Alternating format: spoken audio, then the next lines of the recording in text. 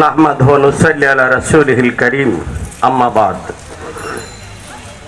ক্ষুধাতুর শিশু চায় না স্বরাজ, চায় একটু ভাত একটু নুন। বেলা বয়ে যায় খাইনি গো বাছা, কচি পেটে তার জ্বলে আগুন। প্রার্থনা করো যারা কেড়ে খায় ৩৩ কোটি মুখের গ্রাস, যেন লেখা হয় আমার রক্ত লিখায় তাদের সর্বনাশ।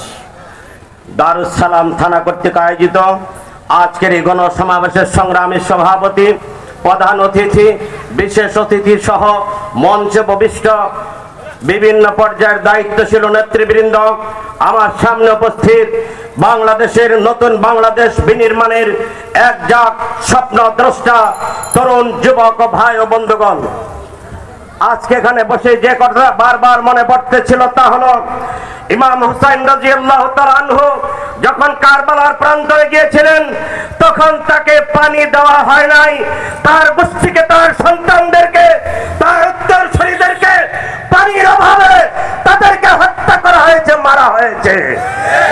আমরা অতি দুঃখের সাথে স্মরণ করতে চাই আমাদের ছাত্র আন্দোলনের কৃতি সন্তান, বিবাড়িয়ার সন্তান মুগ্ধকে, যে বলতেছিল পানি লাগবে, পানি পানি লাগবে, পানি। গত সরকারের পেটোয়া বাহিনী সেই তরুণ মুগ্ধকে গুলি করে তার জীবনকে ঝাঁঝরা করে দিয়েছে। আমরা তার তীব্র নিন্দা এবং প্রতিবাদ জানাই। আপনাদের সামনে ছোট্ট একটি ঘটনা বলেই আমার আলোচনার ইতি টানবো। বাইতুল মুকাদ্দাস জেরুজালেম বিজয় হয়েছে, সেনাপতি কাছে বাইতুল মুকাদ্দাসের শাসনকর্তা আবেদন করেছে, আমি বাইতুল মুকাদ্দাসকে খলিফাতুল মুসলিমিন আমিরুল মুমিনিন ওমর ইবনুল খাত্তাবের কাছে হস্তান্তর করব, অন্যথায় রক্তের বন্যা বয়ে যাবে, আমি বাইতুল মুকাদ্দাসকে হস্তান্তর করব না।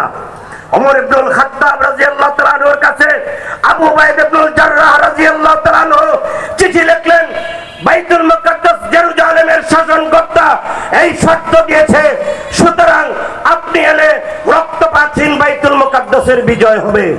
ওমর ইবনুল খাত্তাব রাদিয়াল্লাহু তাআলা আনহু ইতিহাস সাক্ষ্য দেয়, তিনি একজন গোলামকে সঙ্গে নিয়ে একটি উট নিয়ে মদিনা থেকে বাইতুল মুকাদ্দাসের দিকে রওনা করেছেন।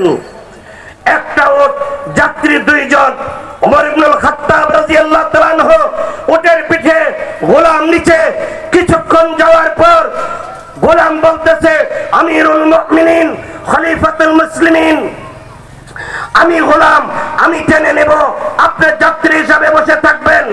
কিন্তু খলিফা বলতেছে, তুমিও মানুষ, আমিও মানুষ, সুতরাং এই সফরে পালাক্রমে আমি উটের পিঠে চড়বো, তুমি উটের পিঠে চড়বে, আমিও রশি টানবো, তুমিও রশি টানবে।